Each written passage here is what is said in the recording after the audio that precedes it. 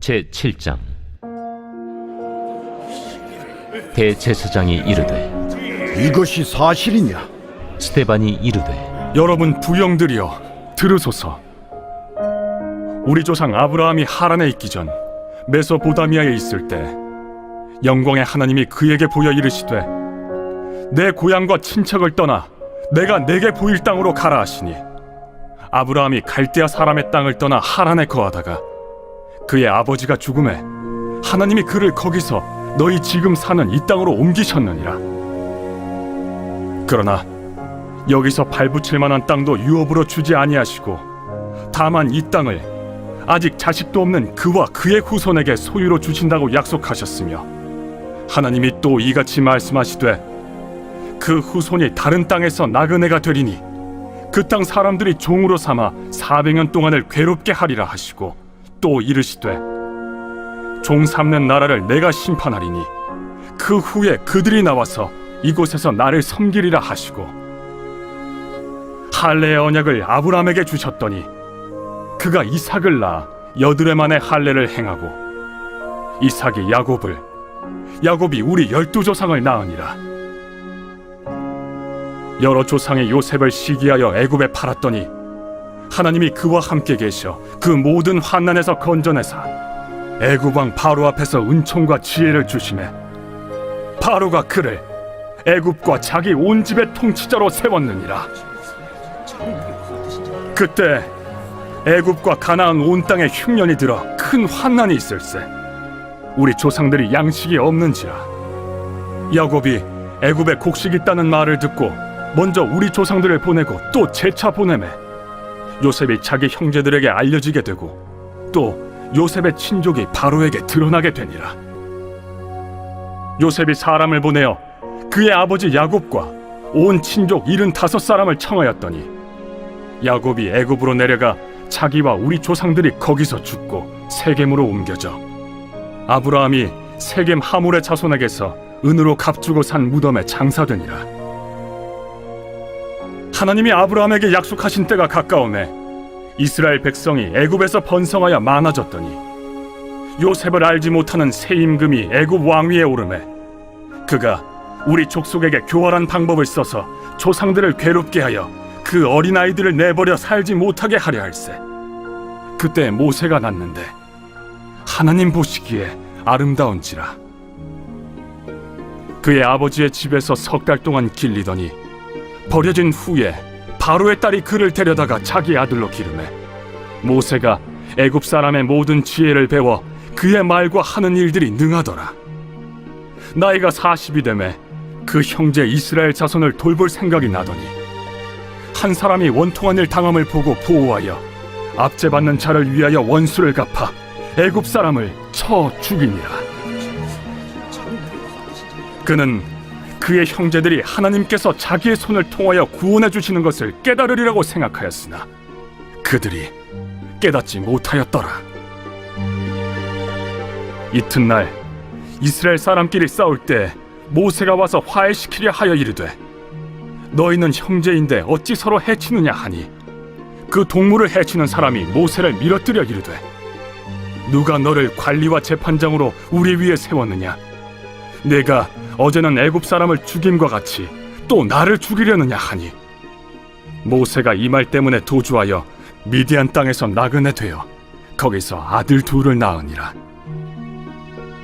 40년이 참에 천사가 시내산 광야 가시나무 떨기 불꽃 가운데서 그에게 보이거늘 모세가 그 광경을 보고 놀랍게 여겨 알아보려고 가까이 가니, 주의 소리가 있어 나는 내 조상의 하나님 즉 아브라함과 이삭과 야곱의 하나님이라 하신대, 모세가 무서워 감히 바라보지 못하더라.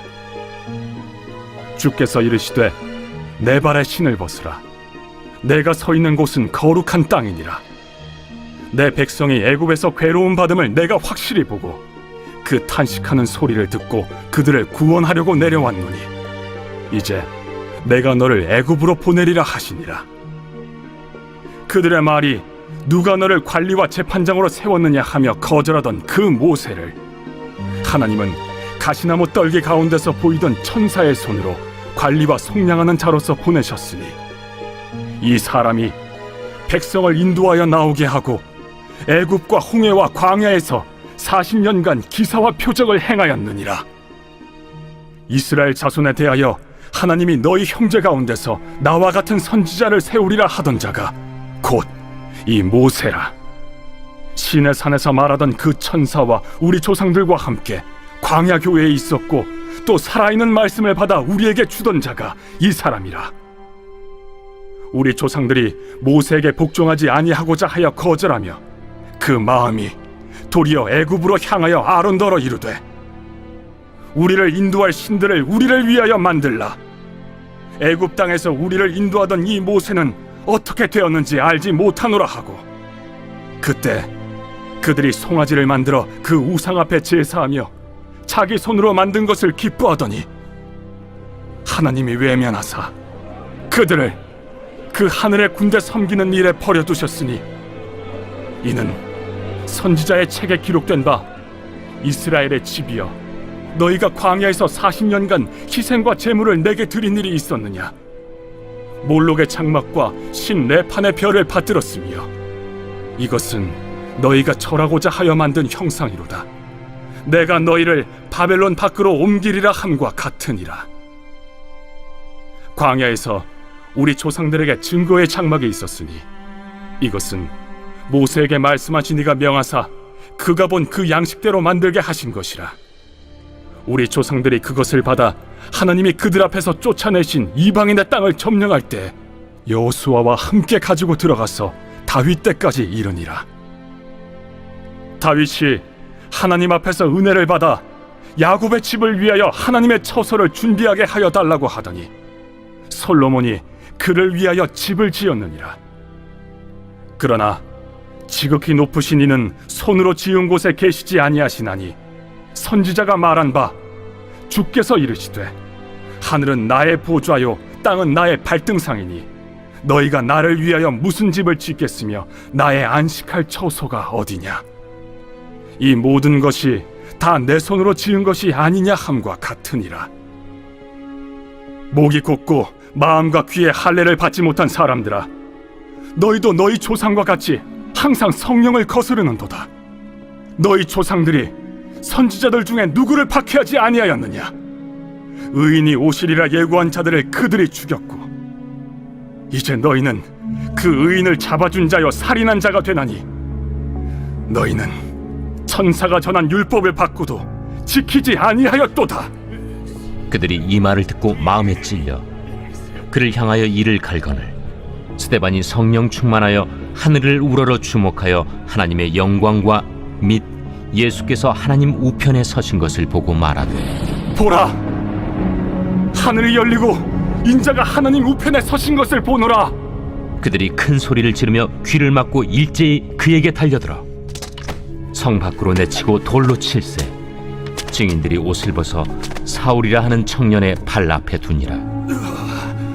그들이 돌로 스데반을 치니 스데반이 부르짖어 이르되 주 예수여, 내 영혼을 받으시옵소서.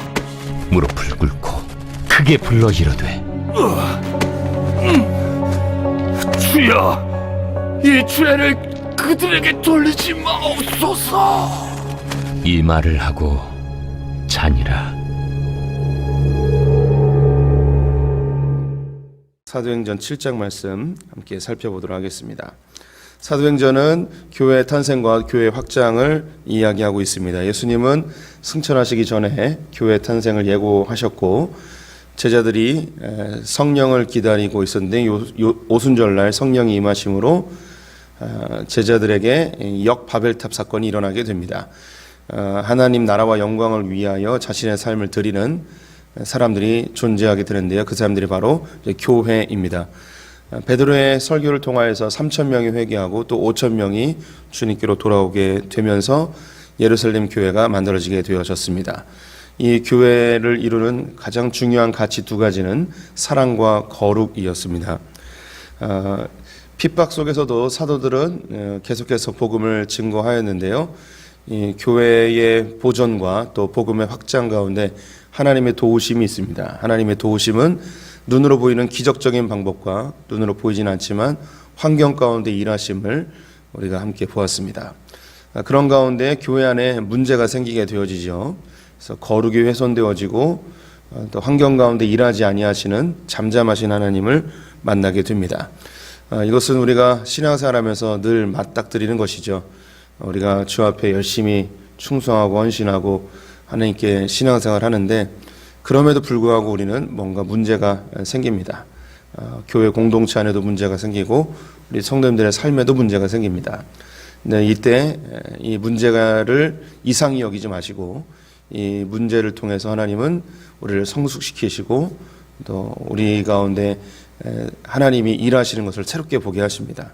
그래서 예루살렘 교회는 구제의 문제로 그들 가운데 혼란함이 있었지만 집사 7명을 세워서 그 문제를 해결해 나가죠.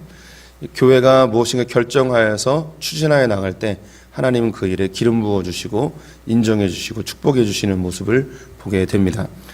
우리 소풍교회도 완벽한 교회가 아니죠. 어떤 문제가 생길 때 우리 성도님들이 한 마음으로 뭔가 결정해서 나아가면 교회가 결정해서 추진하면 하나님이 그 가운데 기름 부어주십니다. 혹 그릇된 길로 가게 되면 주님께서는 또 채찍질을 할 때도 있고 또 바른 길을 가도록 우리에게 어떤 환경을 만들어 주시거나 지도해 주실 때도 있습니다. 또 우리가 실패해도 하나님 합력해서 이것을 선하게 바꿔주시는 분이 하나님이십니다. 그래서 우리가 무엇인가 결정하고 선택할 때 절대 두려워할 필요가 없습니다. 왜냐하면 방금 이야기한 것처럼 우리가 잘못된 선택을 하면 주님이 지팡이와 막대기로 우리를 바른 길을 갈 수 있도록 지도해 주십니다. 또 우리가 실수하고 실패하고 그럴 경우에도 관계없습니다. 하나님은 이 모든 것을 합력하여 결국은 선한 것으로 인도해 주십니다. 그래서 크리스찬들은 이 하나님이 우리를 보존하시고 섭리하시는 통치하시는 이 하나님의 손길을 우리가 신뢰하기 때문에 두려워할 필요가 없습니다. 두려움이 아예 없어지진 않죠. 근데 그 두려움이 찾아올 때 아무것도 염려하지 말고 모든 일에 기도와 간구로 하나님께 감사함으로 아뢰면서 우리 모든 염려를 주님께 내어 맡기면서 한 걸음씩 한 걸음씩 걸으면 하나님께서 모든 것을 합력하여 선으로 바꿔주십니다. 이게 크리스찬들이 누리는 자유입니다. 하나님의 자녀들이 누리는 축복이죠. 그래서 우리가 두려움을 완전히 없앨 수는 없지만 주의 말씀 의지하고 기도하면서 한 걸음씩 전진하면 하나님이 모든 상황들을 선하게 바꿔주십니다. 때로는 하나님이 아무것도 일하지 않는 것처럼 보일 때도 있습니다. 너무나 잠잠하시고 숨어 계시는 듯한 하나님을 발견하죠. 성경에도 보면 그럴 때가 많이 있습니다. 애굽에서 하나님은 400년 동안 잠잠하셨죠. 바벨론의 포로의 생활 속에서도 하나님 70여 년 동안 잠잠하셨습니다. 본국으로 돌아와서도 300여 년 넘게 하나님은 잠잠하셨습니다. 심지어 400년 동안은 선지자를 끊어버리셨습니다. 말라기 이후로 선지자가 사라져버리는 일까지 있게 되어지죠. 그런데 하나님이 숨어 계시는 것 같고 안 계신 것 같지만 여전히 하나님이 일하고 계셨다는 것입니다. 우리 성도님들에게 눈에 보이는 가시적인 기적이 있으면 너무 감사하죠. 그리고 하나님께서 내 삶의 문을 열어주시고 환경을 열어주시고 그러면 너무너무 감사하죠. 그런데 그러지 않을 때도 있습니다.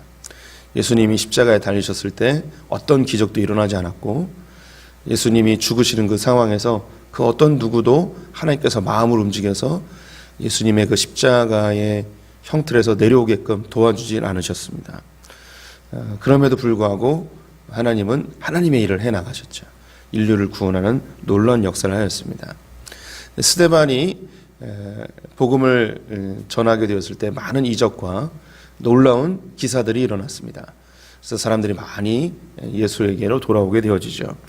그런데 그가 종교 지도자들에게 의하여 억어되어지고 이제 죽음의 위기에 놓이게 되어졌습니다. 그래서 거짓 증인들을 세워서 스데반을 죽이려고 하지요. 그때에 하나님이 안 도와주십니다. 그 사도들이 감옥에 갇혔을 때는 감옥문이 열려지는 기적이 일어나죠. 또 가말리엘의 마음을 움직여서 하나님이 세우신 자들이라면 하나님이 흥왕케 하실 것이고 하나님이 세우지 않았으면 스스로 없어질 것이다. 이렇게 이야기하면서 가말리엘의 그 한마디로 사도들의 목숨이 풀려지는 일이 벌어졌습니다. 그런데 스데반은 그냥 하나님이 죽게 놔두십니다. 아니 사도들은 편애하시는 건가? 뭐 이런 생각이 들 수도 있겠죠. 그런데 이 스데반이 죽게끔 놔두신 것이 아니고 그 스데반의 그 순교의 피를 통하여서 오히려 더 복음이 확장되어지고 더 놀라운 것은 그 죽음의 현장에 그 순교의 피를 눈으로 보고 있었던 오늘 마지막 구절에 사울이라는 사람이 등장을 합니다. 이 사울이 바울이죠. 이 한 사람을 통해서 스데반은 그 예루살렘에서 그 자기의 목숨을 돌에 맞아 이제 없어지지만 순교의 피로 그 미랄이 썩어져 땅에 심겨지지만 이 사울이라는 그 사람의 마음을 변화시킨 인물이 바로 이 스데반입니다. 그래서 그 사울을 통해서 온 세계로 로마로 땅끝까지 복음이 증거되어지는 귀한 하나님의 이방인을 위한 사도로 세워지게 되죠. 그래서 이 스데반의 죽음은 결코 헛되지 않습니다. 하나님은 이 스데반의 죽음을 통해서 온 인류를 변화시킬, 어쩌면 예수님 이후에 이 교회를 가장 많이 확장시킨 그 장본인인 바울을 세우는 일에 이 스데반을 사용하셨습니다. 스데반이 이 사도행전 7장에서 아브라함부터 시작되어진 하나님의 구원의 역사를 예수님까지 쭉 설명을 하게 됩니다. 이 자세한 이 설교를 여기다 누가가 기록했는데 이 설교를 누가 듣고 있었냐면 바로 사울이라 하는 바울이 이 설교를 듣고 있었습니다. 구약에 있는 선지자의 글과 시편의 글과 모세의 글이 다 예수 그리스도께로 성취되었음을 예수님 스스로도 이야기하였고 앞에서 베드로가 오순절날 성전에 모여든 그 백성들에게 다 그 설교를 하였죠. 그것을 이제 스데반이 그것을 다시 한번 설교를 하면서 그 현장에 있었던 이 바울이 그는 구약에 있는 율법을 지키는 것이 온전한 신앙생활이라고 생각했고 자기가 하나님의 백성인 것, 그 선민 사상으로 아브라함의 후손이라는 것 그 하나로 자부심을 갖고 살았는데 구약의 그 모든 내용들이 결국은 예수 그리스도께로 향함을 이 스데반의 설교를 통하여서 깨닫게 됩니다. 그 순간에는 몰랐겠죠. 하지만 예수 그리스도의 실체를 보고서 구약의 그 내용이 스데반이 이야기했던 것이 다 예수 그리스도를 향한 것이구나 깨닫고 그 설교를 이 바울이 전해 듣고 이것을 누가에게 이야기하였고 누가 그것을 다 잘 기록해 두었습니다. 오늘 이 스데반의 설교는요 내용이 아주 방대합니다. 그리고 주제도 굉장히 많고요. 그래서 자세히 설교하기는 뭐 구약 전체를 다루는 것과 같습니다. 근데 몇 가지 핵심적인 내용만 말씀을 드려보도록 하겠습니다. 오늘 이 구원의 역사, 아브라함부터 예수 그리스도께까지 이어지는 이 이스라엘 전체의 역사의 그 핵심에는 누가 계시는가? 바로 하나님이 계십니다. 하나님이 계획하셨고 하나님이 실행하시는 모습이죠. 그래서 간략하게 성경 몇 구절만 보시면 2절 말씀 후반에 영광의 하나님이라는 말씀이 나옵니다. 4절 중반부에 하나님이 그를 거기서 라는 말이 나오고 6절에 하나님이 또 이같이 말씀하시되 7절에 나를 섬기라 이런 말씀들이 있습니다. 그래서 하나님이 이 모든 일에 주관자이심을 보여주고 있습니다. 또한 하나님께서는 자기 백성들에게 약속을 하시는데 이 약속들을 성취해내시는 모습을 보게 됩니다.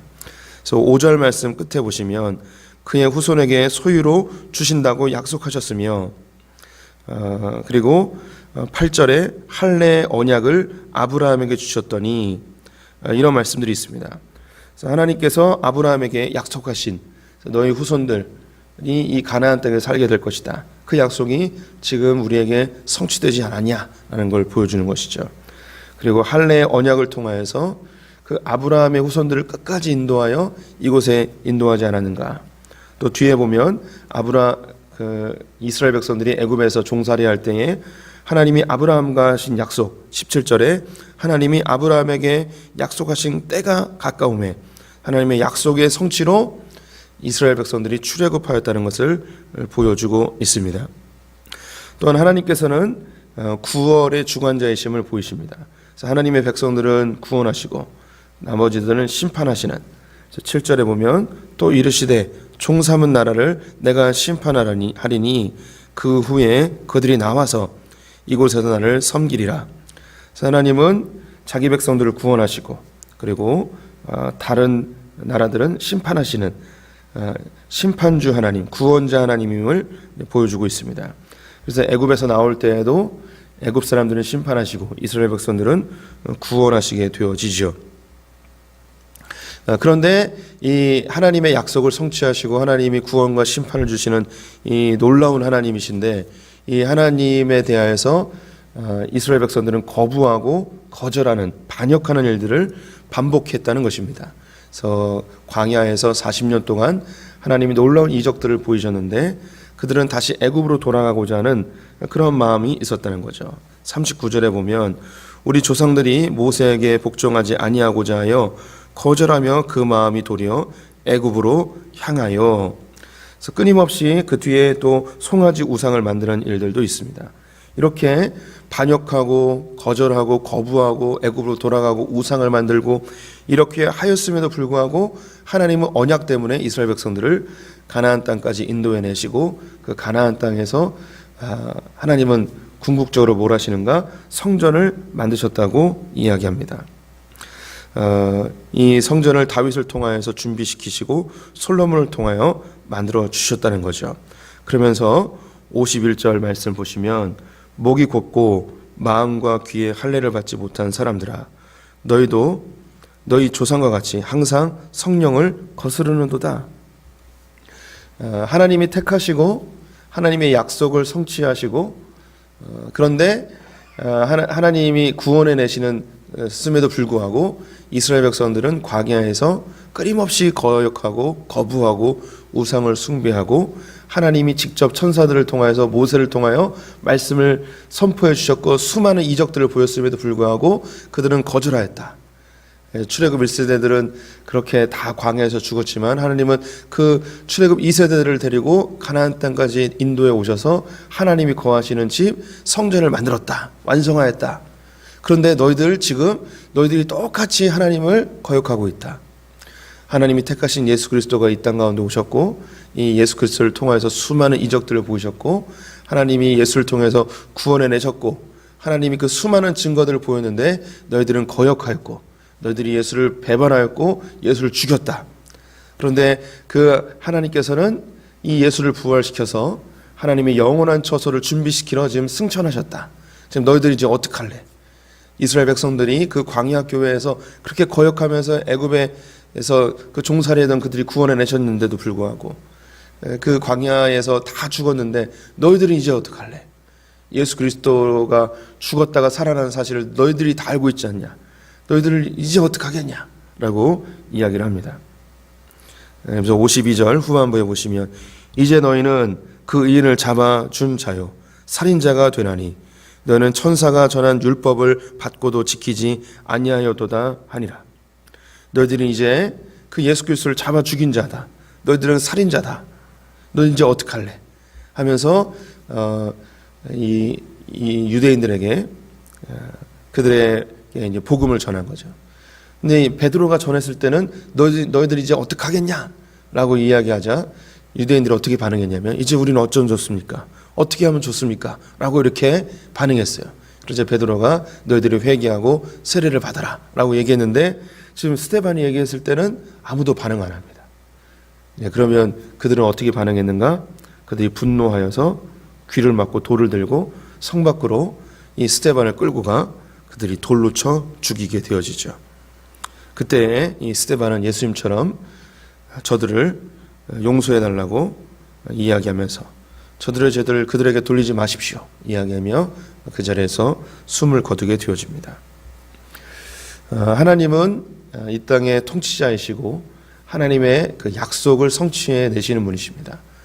그 약속을 우리가 받아들이느냐 받아들이지 않느냐에 의해서 하나님의 성전, 하나님의 나라에 거하느냐 거하지 못하느냐가 우리의 삶을 결정하게 됩니다. 하나님은 이 땅 가운데 구원자를 보내겠다고 약속하셨습니다. 그분이 바로 예수 그리스도시고 그분이 십자가에 달려 죽으시면서 또 다른 새로운 약속을 주십니다. 이게 새 언약이죠. 나를 믿는 자는 구원을 얻고 나를 믿지 않는 자는 심판을 받게 된다. 우리 성도님들은 그 예수를 믿기 때문에 이 자리에 오시게 되셨습니다. 스데반이 목숨 걸고 복음을 전하였는데 우리도 이 중요한 복음의 말씀, 예수 그리스도를 믿으면 구원받고 믿지 아니하면 멸망받는다는 이 사실을 우리의 믿음의 형제들끼리만 간직하는 것이 아니고 우리의 지체들, 또 우리의 형제들, 믿지 않는 우리의 가족의 구성원들, 우리의 사랑하는 친구들에게 이 복음을 증거해야 될 줄 믿습니다. 혹 때로는 이 복음을 전하면서 핍박을 당할 때도 있고 우리가 어려움을 처할 때도 있습니다. 하지만 전하지 않고 어찌 이 복음이 증거되겠습니까? 이 스데반이 복음을 전하다가 그는 죽었습니다. 그로 인하여서 복음을 받아들인 사람이 한 명도 없습니다. 베드로가 전도했을 때는 3,000명이 5,000명이 그렇게 회개하였죠. 굉장한 성과가 있는 것 같고 예루살렘 교회가 만들어지면서 역시 사도 베드로의 이 능력, 한 번 설교로 3,000명 5,000명 이렇게 회심하였다. 너무 위대해 보이죠. 반면에 스데반은 똑같이 설교했어요. 그런데 아무도 회심하지 않았습니다. 아무도 예수를 믿지 아니하고 오히려 분노하여서 돌로 쳐 죽였습니다. 어떠한 성과도 없는 것 같죠. 실패한 것 같습니다. 능력이 없어 보이죠. 스데반도 3,000명 5,000명 변화시키면 얼마나 좋았겠습니까? 아니, 하나님은 사도니까 능력을 발휘하게 하고 집사는 뭐 아무 능력도 발휘 못하게 하느냐, 뭐 이렇게 우리 성도님들이 평가할 수도 있을 것 같습니다. 그런데 그렇지 않습니다. 베드로가 전도한 3,000명 5,000명 중에는 바울이 없었습니다. 네, 스데반의 이 한 명도 변화시키지 않는 것 같은 이 정말 너무나 아깝게 죽은 이 현장이지만 그 가운데 누가 있었는가? 바로 사울이 있었습니다. 8장 1절에 사울은 그가 죽임당함을 마땅히 여기더라. 58절에 성 밖으로 내치고 돌로 칠세 증인들이 옷을 벗어 사울이라 하는 청년의 발 앞에 두니라. 이 현장에는 사울이 있었습니다. 이 사울이 그 3,000명 5,000명이 하지 못하는 이방인의 사도로 세워져 열방 가운데 복음이 증거되는 놀라운 일에 도구로 사용되어지죠. 우리 성도님들이 어떤 목회자처럼 그렇게 놀라운 사역을 못하실 수도 있습니다. 누구 한 명에게 제대로 전도도 못한 것 같고 쓸모없는 것처럼 보여질 때도 있습니다. 그런데 절대 그렇지 않습니다. 스데반의 설교로 아무도 회심하지 않았지만 그 가운데 사울이 있었습니다. 우리 성도님들의 복음을 증거하는 삶에 단 한 명도 전도를 못했어요. 나는 용감하게 전도도 잘 못해요. 이런 고백을 하실 수도 있습니다. 하지만 아닙니다. 누군가에게 전하십시오. 그 사람이 지금 당장은 듣지 않는 것 같지만 그것이 그의 마음밭에 심기어져 때가 되면 열매로 나타나게 되어줄 것입니다. 우리 스데반처럼 복음을 담대히 전하는 성도들 되시기를 주님의 이름으로 축원드립니다. 기도하겠습니다. 하나님, 베드로는 전도할 때 3,000명 5,000명이 회심하고 돌아왔지만 스데반이 전도할 때는 한 명도 회심하지 아니하는 상반된 모습을 보게 됩니다. 하지만 스데반의 이 설교가, 그의 순교가 헛되지 아니함은 그 현장에 사울이 있었고 그 사울이 열방을 섬기는 사도로 세워진 것을 우리가 잘 알고 있습니다. 우리는 연약하고 말이 어둔하여서 복음도 잘 전하지 못하고 두려움과 숙기가 없어서 또 용감하게 전하지도 못할 때도 있습니다. 하지만 우리의 서투른 이 전도가 누군가를 변화시키고 또 그 누군가가 하나님께 쓰임받는 도구가 될 줄 믿습니다. 우리를 사용하여 주시옵소서. 하나님, 전도에 미련한 것으로 복음의 증거되게 하신 주님, 우리의 어설픈 우리의 입술의 고백이 하나님의 놀라운 역사의 도구로 사용될 줄 믿습니다. 우리를 통하여 일하여 주시옵소서. 오늘 하루 주님께 의탁드리며 예수님의 이름으로 기도드렸습니다. 아멘.